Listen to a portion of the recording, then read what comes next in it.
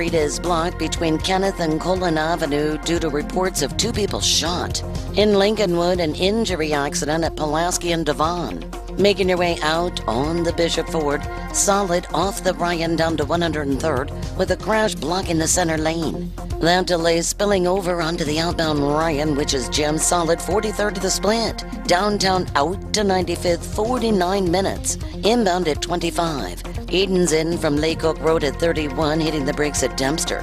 Kennedy outbound. 35 to the split, 17 in the express, hour 1 to O'Hare. Inbound from the airport, 56 minutes, 23 of that on in from the junction.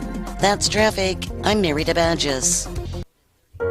Hi, this is Jason Bissell from Chicago Community Acupuncture at Milwaukee, Devon, and Nagel in Chicago. The first thing the National Institutes of Health concluded acupuncture could actually treat was chemotherapy-induced nausea. This is back in 1997. Since then, research has shown that it can reduce or eliminate all of the side effects of chemo and radiation. Fatigue, neuropathy, pain, dry mouth, and most importantly, impairment to the immune system. It should absolutely be a part of everyone's cancer care regimen. All the top hospitals use it, including Memorial Sloan Kettering, where I was the first acupuncturist to serve as a postdoctoral fellow. If you're battling cancer, we can help. People who get acupuncture along with standard care have fewer side effects, greater quality of life, greater survival times, and greater survival rates. And at Chicago Community Acupuncture, we charge about half of what others charge. Call us at 773-853-0920, 773-853-0920, or go to chicomacu.com, CHICOMACU.com. Yeah, I got a little excited there. Here's the theme song for the beginning of our show. Driving it home with Patti Vasquez, Patti Vasquez. From global conflicts to greenhouse gases, the folks refusing to wear masks says, and politicians getting caught grabbing asses says, she's driving it home with Patti Vasquez. Hi, everybody. It is Tuesday, October 5th. I think that's right. I should probably look at like a calendar before I go ahead and get so committed to a date. Hey, everybody. We are so happy to have you here. Thank you for joining us. Our number is 773-763-WCPT. That's 773-763-9278. Give us a call or text us to that number. And, of course, we understand completely. There are many people who would prefer to text. We just love hearing your lovely voices, just like Santita Jackson says every single morning. I have to be honest, I'm having one of those days where I've been a performer for over 27 years, and my husband calls the couple hours before any show showtime, that I'm in show mode. And because I work during the day, I don't often have that much time to go into show mode. I'm working on other things until about 4:30, and then I can go into show mode, and I become inarticulate, even more so than when I open the microphone here. But I have a lot of things on my mind, and we all do, whether it's something in your personal life or something in the news. And today's one of those days where I'm going to ask everybody to take a deep breath, because I need to. Take it with me and hold it and relax, everybody. Oh, that muscle on my left side, from my ear to my shoulder, that's awfully tight. There's a lot going on. And this morning I woke up and I actually had known about this story, but a friend of mine, Jerry Walsky, in the neighborhood over here on the Northwest Side, sent me a link to a story about a shooting that was right at the corner of Milwaukee, Devon, and Nagel. That's the area right at the corner where you might drive by in my part of the city where Superdog is. And a 40-year-old man is in critical condition after being shot during a carjacking in the city's Norwood Park neighborhood. And that was on Sunday night. Police said the man was walking towards his white Range Rover in the 6400 block of North Milwaukee Avenue around 8 p.m. when an unknown perpetrator approached and demanded his keys while armed with a handgun. The 40-year-old man refused, leading to the perpetrator to fire several shots, striking the man in the left arm and chest. I right now I'm just catching myself by reading this in detail, because these shootings happen all over the city every single day. And I don't know what my neighbors, how they're feeling, because they were already, they're people who are saying they want to move. They can see the garbage coming to the neighborhood. And I kind of wince when I hear people say that, because I feel as though they're often saying that in reference to people who are moving into the neighborhood who they think are going to be the bad element, and it usually has incredible racial overtones, if not deliberate racial tones. Nothing over about it, just explicitly racist. And then there are things that people will say about we want to maintain the character of the neighborhood, and I think that some people are legitimately saying that, and I question other people's intentions.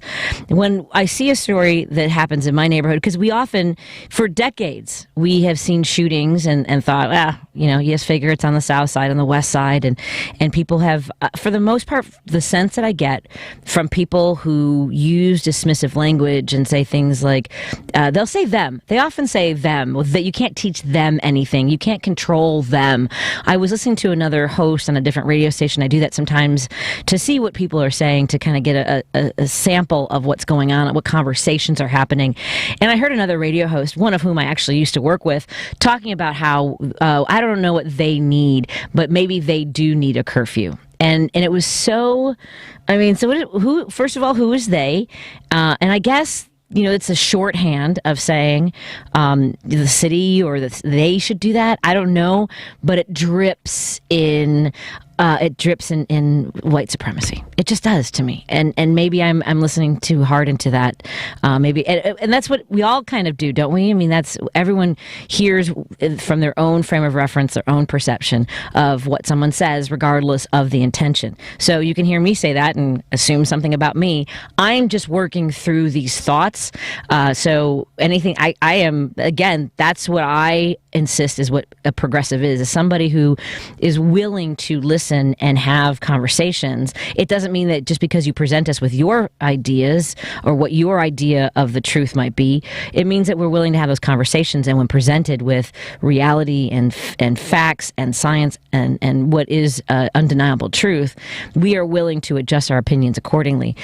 But I have lived on the Northwest Side my entire life. I went to the University of Illinois, but kept my Norwood Park residency, and this is not something that happens in a neighborhood where you have a lot of first responders, where you have really this, I believe, if not the largest, possibly the second largest population of police officers in the city of Chicago. I believe it's between the Northwest Side in the 41st Ward and the Mount Greenwood area, Beverly over by there. But I am heartbroken about the city, even before the shooting in my neighborhood and the attempted carjacking.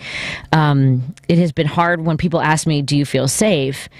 And how long do you feel safe until you don't? Do you feel safe when you hear that the shootout that happened last week on Friday between two rival gangs, that there is no way to file charges, that the Cook County states that Kim Foxx will not be filing charges at this time? I mean, I think that there are follow-up to this. Let's hear what Mayor Lightfoot had to say about that shootout.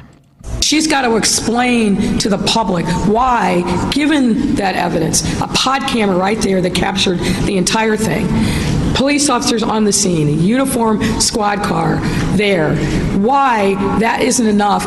If the bad guys that are out there, that are picking up guns and shooting without any regard for the sanctity of life, do not believe that there's accountability for them, the brazenness will not end. It will escalate, it will continue, and our communities will not be safe.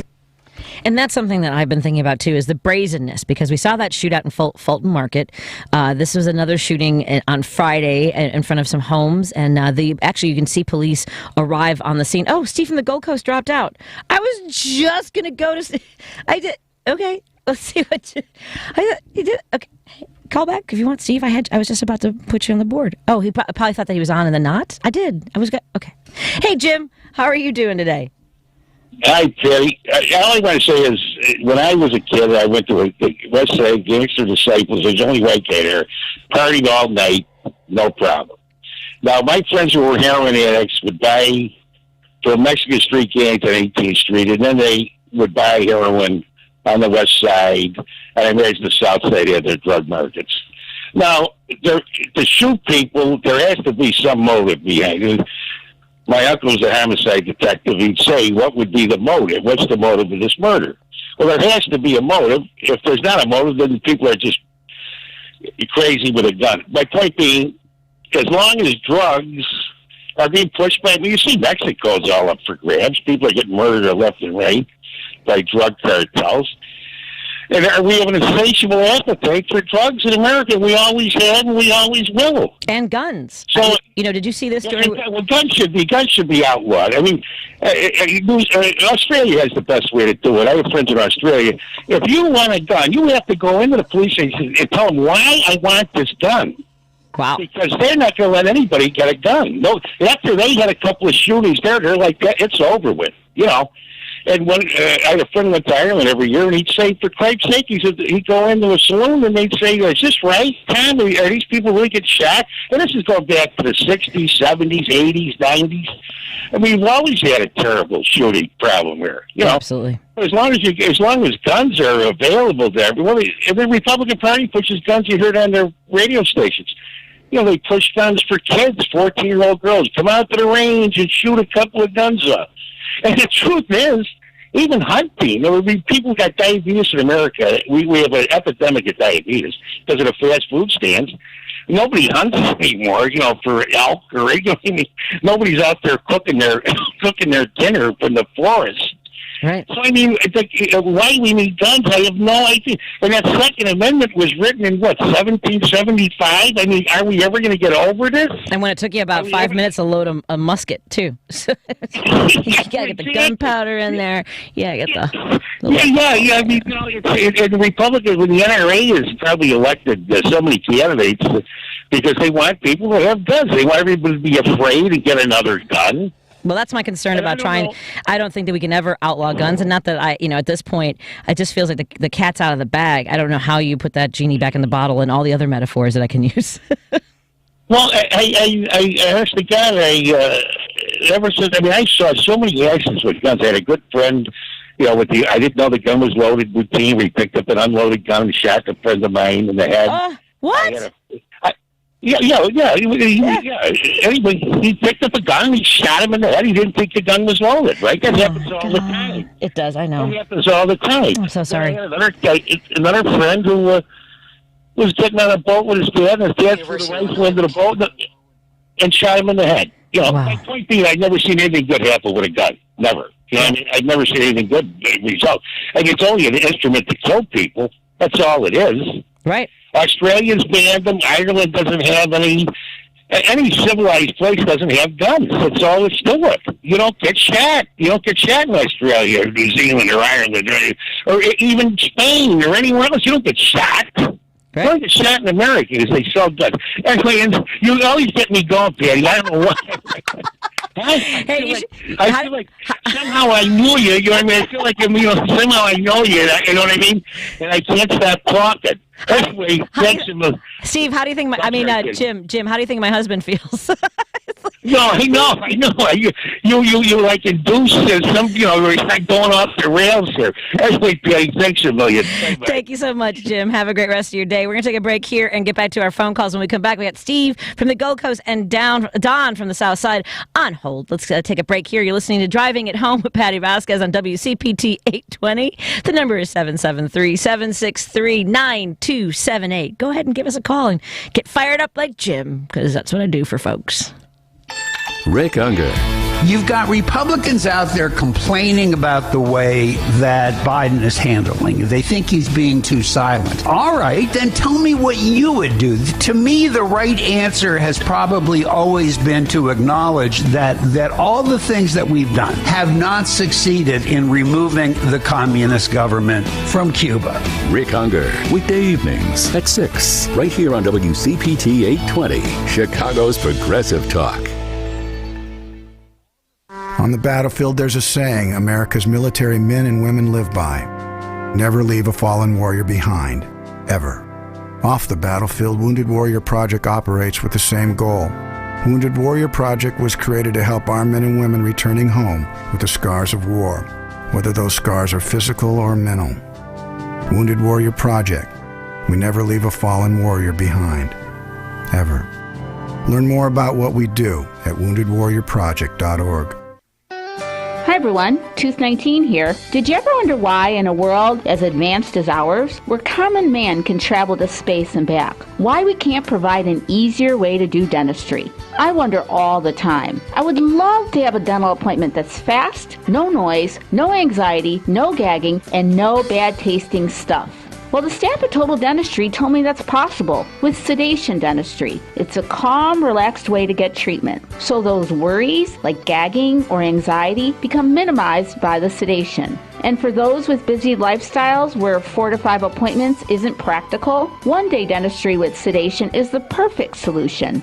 I wonder if Dr. Pelican Total Dentistry will be our first floating dental office in space. Total Dentistry, a general dental practice like no other. Call 847-358-2477 for your free sedation consultation today. 847-358-2477.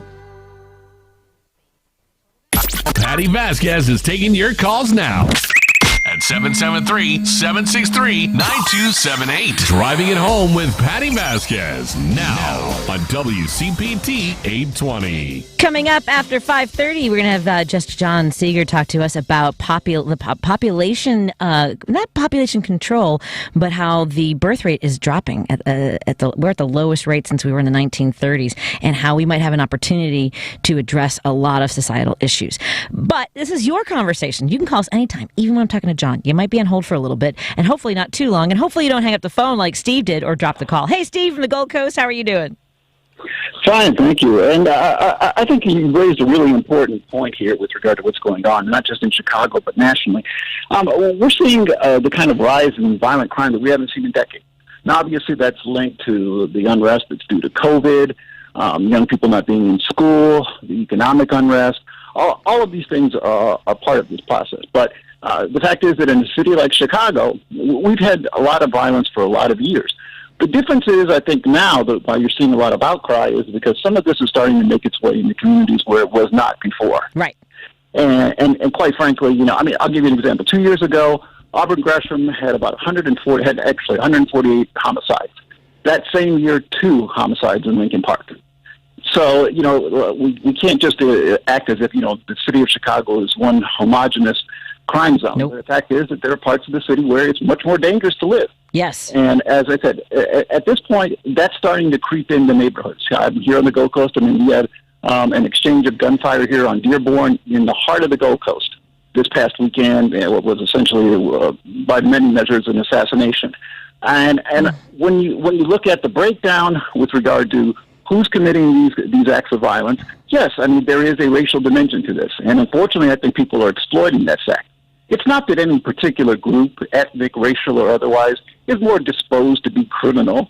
It's that socioeconomic factors tend to lead certain groups to end up being involved in crime, in gangs, in drug dealing, and so forth.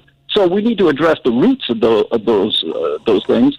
Well, at the same time, I think we do need to recognize that there are distinctions because of these inequities in society. And there's also, let's face it, I'm not going to protest because there are more men locked up in prisons than there are women. We commit more crime than women do. I'm not going to protest the fact that there aren't more old people locked up as compared to younger people. Young people commit more violent acts. Once you're over the age of 40 and 50, you're extremely unlikely to be guilty of a violent crime in America relative to someone who's in their 20s and 30s. So the point being that crime is not equally distributed, and the idea that it should be is just absurd. But we need to examine this in terms of the socioeconomic, political issues involved, cultural, and yes, there's going to be disparities in crime, but we need to examine why that exists, how we can address it. But in the meantime, I'm not for letting anybody off the hook. If you shot somebody and killed them, the fact that you came from an impoverished background or didn't have the advantages that somebody else did does not excuse that behavior. You're still guilty of that crime, and you need to be held accountable, if for nothing else, so that you don't do it again tomorrow. Right. Well, I have a question for you, Steve, because I don't know if you were listening yesterday, and I did not catch the guest's name.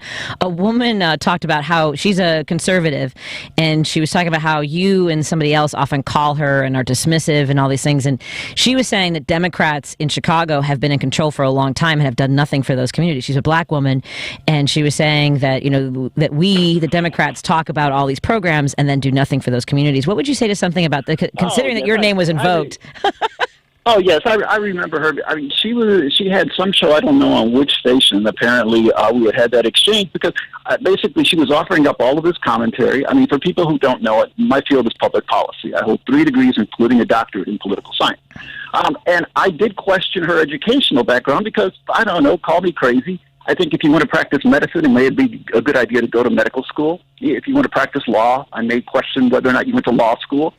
And if you're going to tell me that you probably never have seen the inside of a university, which is her assertion, and yet she wants to offer commentary on public policy, sociology, economics, all of these issues, I guess all of these people are just wasting their time in terms of higher education because you don't need any of those degrees or those credentials. You can just go ahead and take a high school diploma and go out and offer public policy analysis. But more my question, because I would say that there are a lot of people who would contend that representative government would also include those who don't go to college. That aside, I appreciate what you're saying as far as the understanding of policy and the steps it takes in order to address these kinds of societal inequities. Of course, I'm having trouble speaking. My question is, what do you think about her point that Democrats have been in charge in Chicago for decades and we have not made improvements for communities like Auburn, Gresham? Yeah. Well, first of all, I mean, Democrats are not a homogeneous entity. No, 100% I agree. Yeah, exactly. I mean, you obviously know because you're informed. I mean, the younger Daley, the older Daley, Rahm Emanuel, they were pretty much labeled by progressives in this country as being Republican-like.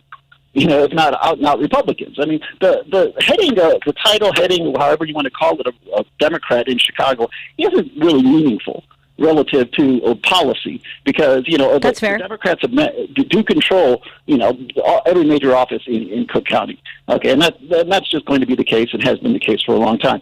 But that's different than saying progressive ideology controls Cook County because, if Rahm under the Emanuel administration and Daley before him, I mean, there was a tremendous amount of investment in my community here where we already have a great deal of wealth and resources and so forth.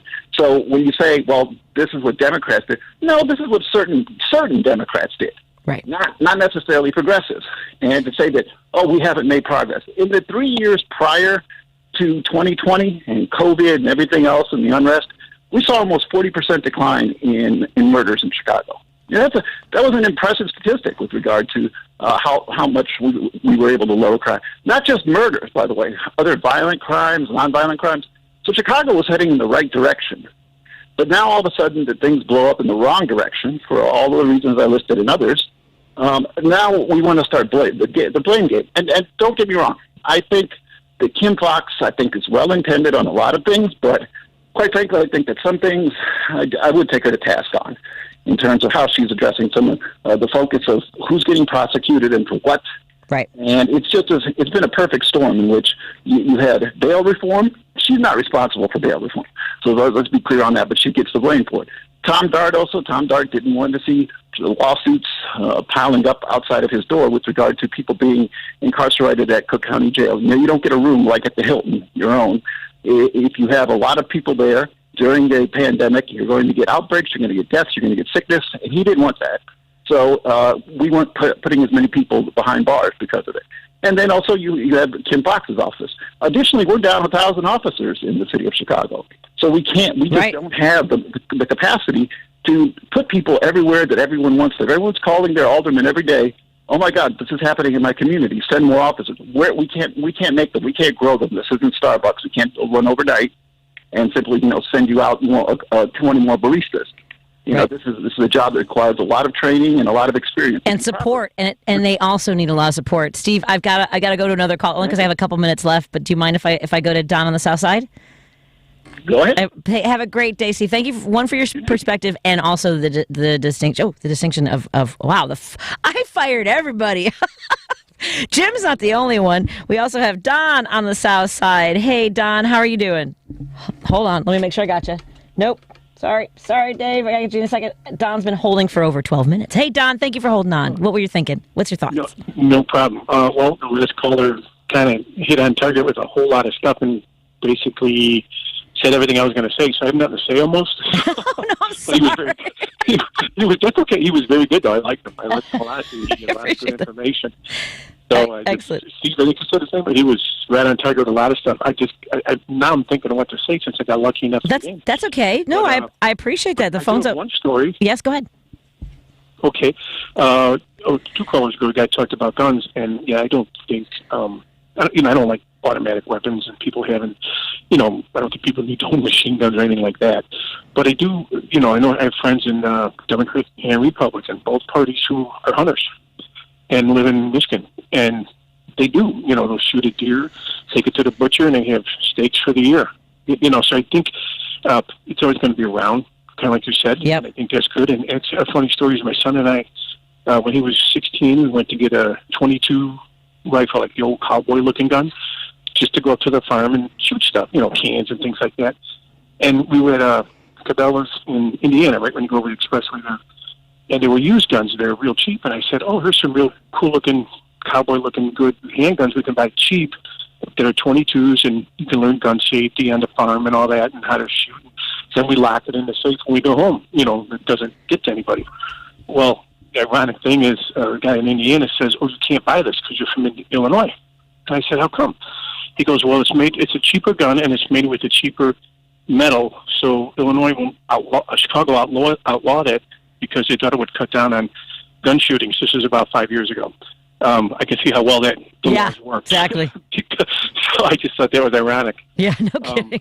That being said, I think, the biggest solution to a lot of this stuff is it's hard to say, but I tell you what, when my kids came home at night, and no matter how long I worked, I came home, I'd hang out with my kids. Spend time with your kids. It's free. It doesn't cost anything. Doesn't require the government to make any more laws. Spend time with your kids. It's the best influence on kids. And then because most of these shootings are kids shooting kids. So if you're a parent, I've talked about with your kids. I've talked about that too. I also think that there's something to be said for curriculum in schools about conflict resolution, and because you have parents with their kids doesn't mean even their parents have conflict resolution skills. So it's something that I think that we take a breath, learn to identify an emotion, ask yourself, why am I feeling this way? Is what I'm about to do the right thing to do? I think that there's a lot in that kind of thinking and curriculum. Don, thank you so much. You say that. My son, his major. One of my son's majors in college was conflict resolution. I had never heard of it before. Yep. And he goes, I'm a major in conflict resolution. I said, what is that? Is that a bouncer in a bar? Conflict resolution. Well, that works. He said, no, it's a real thing. And he majored in it. The tough part is there's no jobs in it. It's hard to get a job at it. So, he's ended up working somewhere else. But that's the first I heard of that. And it's funny you said that, though. It's an actual class. Yeah, and I think we need it in kindergarten. I think the kids need to learn to how to take a breath and just evaluate themselves, not like evaluate the other person, but to see where they are. Thank you so much for calling, Don. I appreciate it. We'll talk to you again soon. Thank you. Bye-bye. Thank you. We're going to take a break here. When we come back, we've got a guest on the line who's going to talk about population growth. John Seager is working very hard to talk about evaluating the census, where we are with population growth, and what we can do to address a lot of societal inequities, which we're talking about right now. So I'm going to ask all of our callers who are on hold if you would mind being patient with me, and I'll take your calls after that conversation. All right? So thank you. Hold on. If you're good with holding on, I'd appreciate it, and we will be right back after this on WCPT 820. We're driving it home with me, Patti Vasquez. Joan Esposito, live, local, and progressive on WCPT Willow Springs is powered by ComEd. Lower your energy bills and reduce your carbon footprint with the ComEd Energy Efficiency Program. You're listening to WCPT 820. Here's the latest Chicago traffic update. Headed northbound on Dusable Lakeshore Drive, it's bumper to bumper from the Stevenson up to Monroe. Southbound on the brakes from the Oak Street curve back down to Balbo. Now, if you're headed east on 8094, solid from the Tri-State on over to Calumet Avenue, with the exit ramp to Calumet Avenue blocked, crews are cleaning up a car fire. On the northbound side of the tri-state, jammed from Sibley to the 163rd Street toll plaza, with a crash blocking the right lane. On Chicago's southwest side, 55th Street is blocked at Costner with a shooting investigation. Aiden's in from Lake Hook Road 29, Kennedy outbound 26 to the split 17 in the Express, 52 to O'Hare. Inbound from O'Hare, 56 minutes, 24 that in from the junction. Eisenhower outbound 1 hour from the Circle to 390. That's traffic. I'm Mary DeBadges. Get your news with Newsy, the only 24/7 news network that's free, using your TV's digital antenna or your favorite streaming device. Newsy is the essential, relevant journalism you've been searching for. Solid facts without the opinions. Learn more at newsy.com. Oh, according to research, 82% of people remember radio ads. So, 82% of you listening will remember that this is an ad for ZipRecruiter. 82% of you will note that if you're hiring, ZipRecruiter finds qualified people for your job. In fact, 4 out of 5 employers who post on ZipRecruiter get a quality candidate within the first day. And 82% of you will remember that you can try ZipRecruiter for free, but you have to go to ZipRecruiter.com/free. Yes, free. Again, that's ZipRecruiter.com/free. This is the sound of the ComEd Energy Efficiency Program, saving you money and energy while helping you lower your carbon footprint. With discounts on Energy Star certified LED bulbs, so you can come back to a home full of savings. Learn more at ComEd.com/lighting. ComEd, powering lives. Because facts matter. You're listening to WCPT 820. You're listening to Driving It Home with Patti Vasquez. In your communities in Chicago. On WCPT 820. Thank you so much for joining our conversation, and we're going to get to some of our callers in a few moments. We have a great guest on the air with us right now. We have John Seager, who is the president and CEO of Population Connection, a grassroots nonprofit and nonpartisan organization for population stabilization. Hey, John, how are you doing today? I'm doing great, Patty. Thank you. Thank you so much for joining us. This is something I did not realize, that our birth rate is over the last, is it the last year is the lowest it's been since the 1930s? Am I reading that right? I think it's since the 1970s. 70s, okay. Or thereabouts. It was pretty low back during the Depression, too. But we have, the average American has less than 2 children these days. But what's really important is how those children are doing, and some are doing well, and others, unfortunately, aren't doing as well. In what way? Okay, I would imagine that if you have less than 3 children, let's say, and 2 children or less, you're able to invest more time with them individually, invest more resources with them, whether that's money or, your ability to focus. Because, I have 2 boys, and they say that people with 3 kids are the happiest, and I contend that's because they are, some people who have 2 wish they'd had 3, and people with more than 3 wish they had stopped. But that's just my thing. But is that part of it where they do better or worse, is the amount of resources and attention? Well, we're not going to try to tell people what to do in such a private matter. Sure. We just want people to be thoughtful about it and to make decisions that are good for their family and for their futures.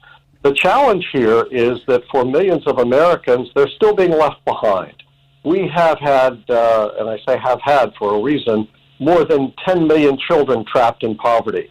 Now, that number got cut by about 50% earlier this year, thanks to the leadership shown by President Biden through child tax credits. But those are temporary right now, and if they don't become permanent, 5 million children are going to slip right back into poverty come 2022. And that's a terrible idea for everybody. And that's the thing, is a lot of folks are saying, well, again, there are people who would dismiss any sort of funding from the government as a handout, when it is, the idea that in order to have a stronger economy, we need more people. But if you have more people, you are straining families financially, because we have a tremendous consolidation of wealth in this country. And I imagine that's part of the research that you do as well. Absolutely. And obviously there are lively debates about this sort of thing. Our concern is that we don't want children to be left behind as we debate these issues. Half of the black children in Chicago who are black live in poverty. That's terrible. More than 1 in 3 Chicago children live in poverty. Now, Temporarily, those numbers aren't as bad as that, thanks to the Biden program. But if we're not careful, we're going to slip right back to where we were. And when we have, in this moment of being able to address some of these issues, whether it is poverty or access to health care, wages, things like that, what can we do? What can individuals do to pay attention to these moments in time when we are not having the huge explosion of population growth? Well, this is an exceptionally difficult time to keep track of what's going on. I don't think, with all due respect, that there's anybody right now in Washington, and there are some very good people get sent there to legislate and some not so good people. But I don't think anybody really knows what's going to happen next. Everybody is trying to figure it out, and that includes President Biden. What's key for people, if they're going to put their 2 cents in at this point, let your legislators know, don't leave the children behind. Don't forget the children. Deals are going to be cut. There are going to be winners and losers, but it's about time that children aren't the losers in this process. And you mentioned black families in Chicago and that half of black children in Chicago live in poverty, but you also note that based on the census and population data that Black Americans are moving away from rural counties as well. Is that in part because there isn't as much access to the agricultural workplace for them, the ability to support from the federal government, and even just the tradition of having black-owned farms?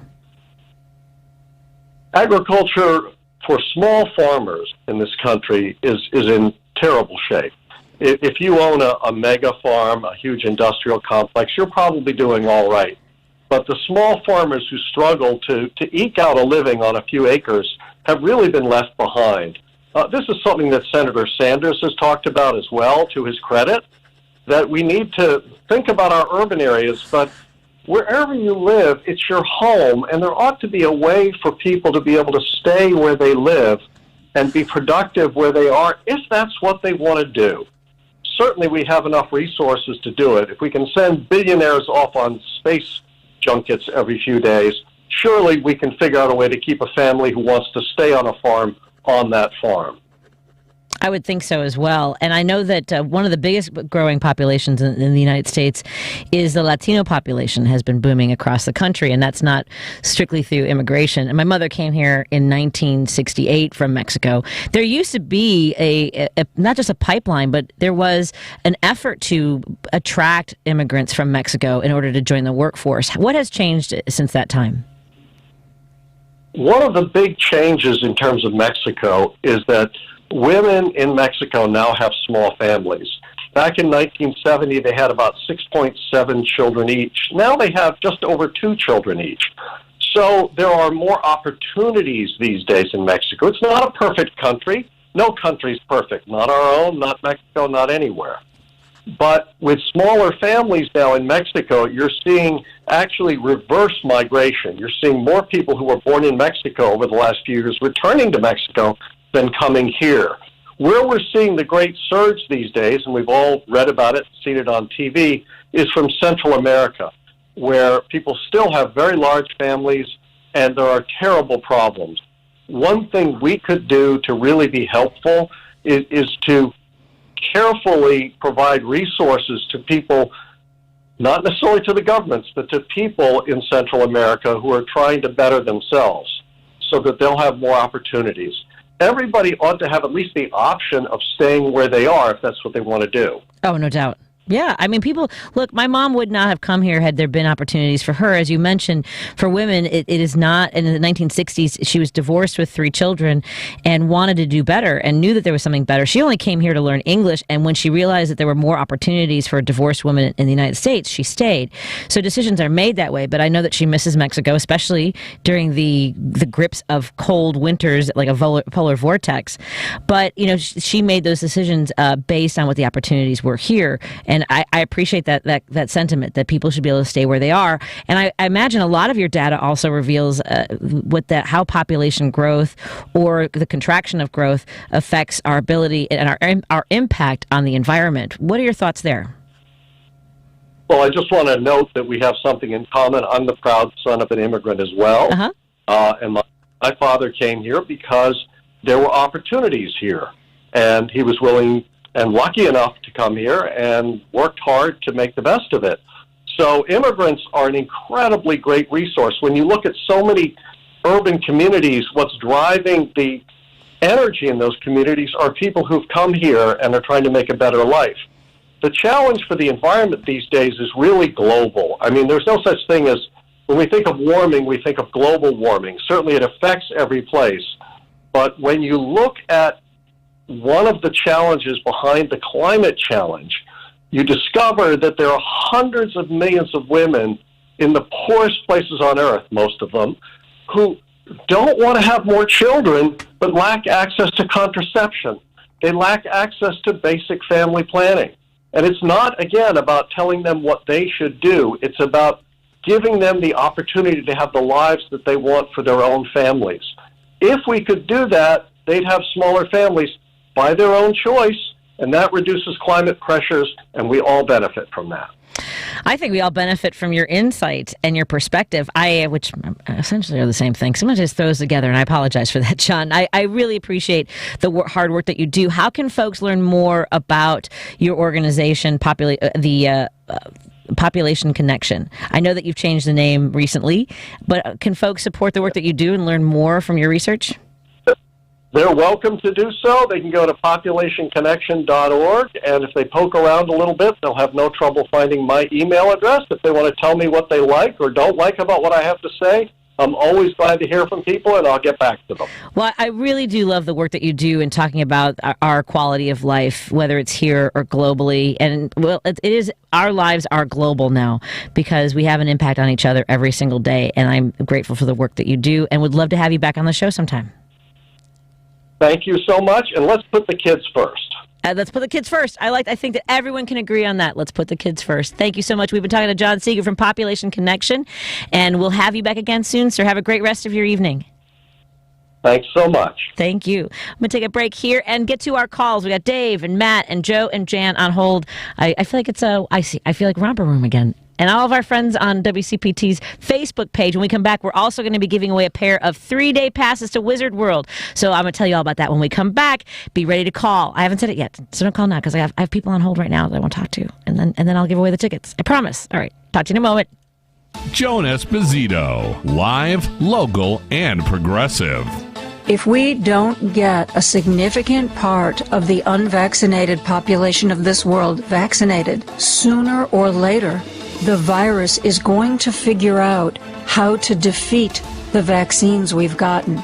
So they're going to basically bring us down. Joan Esposito, weekday afternoons 2 to 5 on WCPT 820.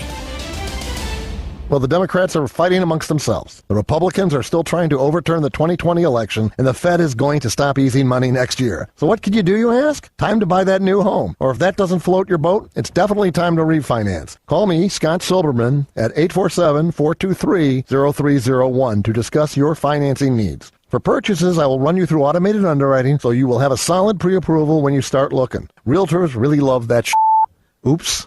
For refinances, whether you are looking to get cash out to consolidate debt or do some home improvement, shorten your loan term, or just get a lower rate, quit waiting. The Fed couldn't be any clearer. Rates next year are going up. So call me today, Scott Silberman, at 847-423-0301. Start online at scottsilberman.go.apmc.com. And yes, this old school liberal still answers his own phone, 847-423-0301. American Portfolio Mortgage is an equal housing opportunity lender, NMLS 175656, Scott's NMLS 681059. Why give your family just ordinary eggs when they can enjoy the best? Eggland's Best.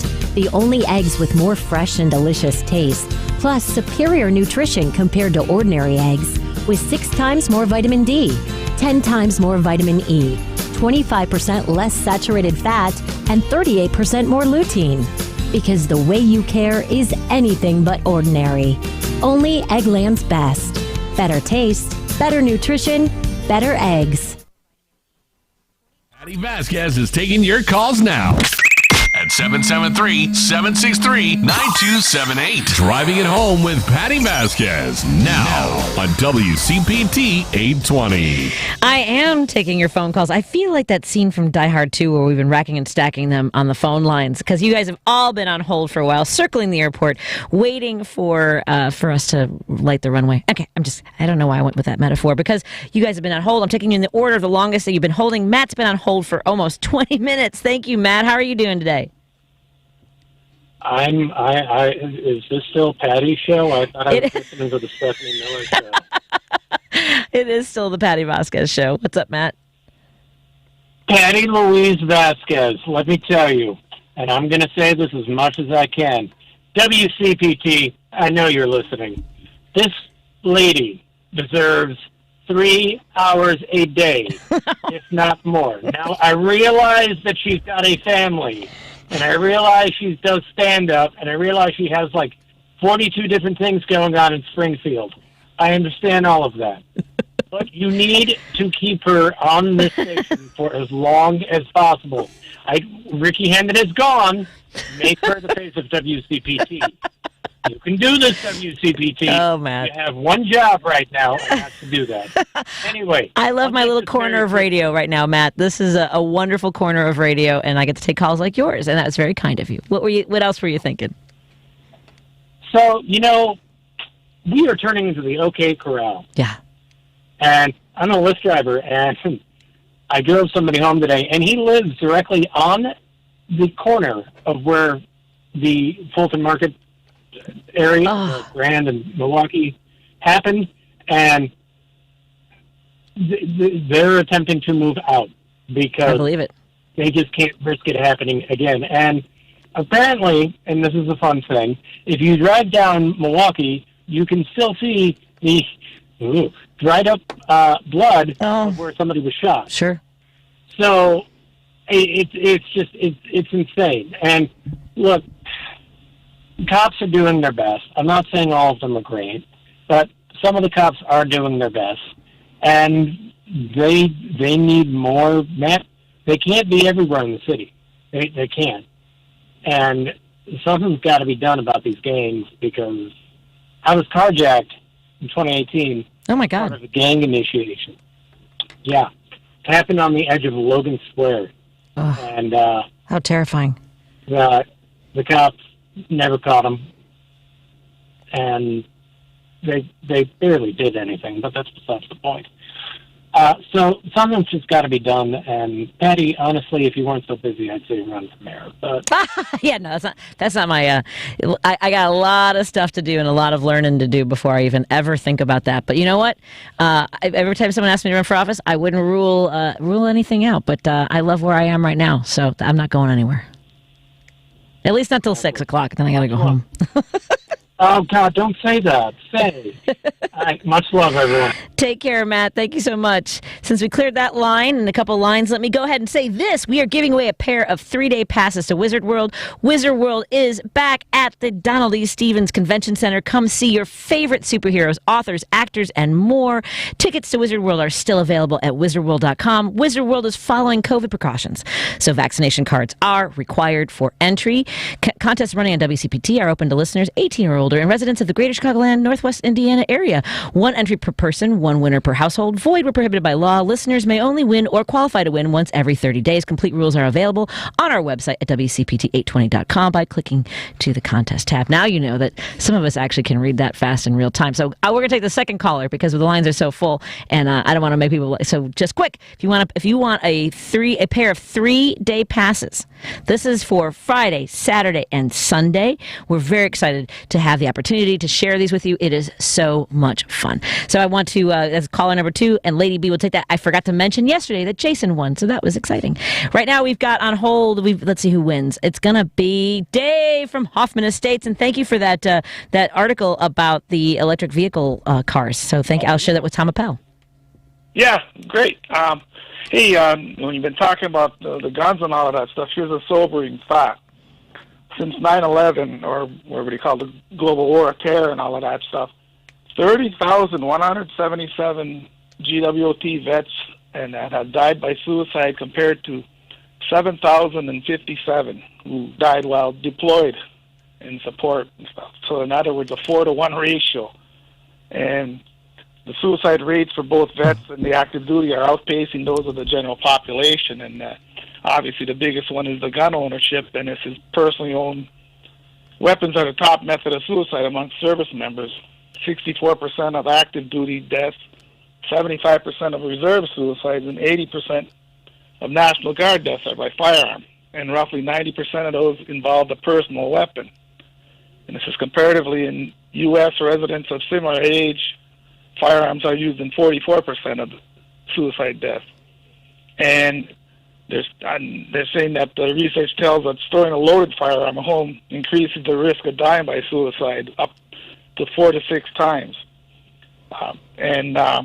It says, however, research has shown keeping weapons unloaded and locked greatly reduces suicide risk amongst gun owners. And it says that, in fact, they're saying research has shown that suicides are often impulsive, that it can sometimes take as little as 10 minutes for someone to consider attempting suicide and carry it out.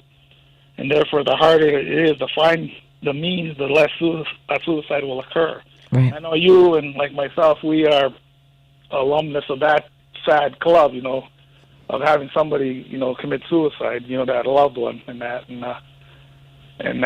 carry that for the rest of your life, the questioning. But and so you can get to the others real quick.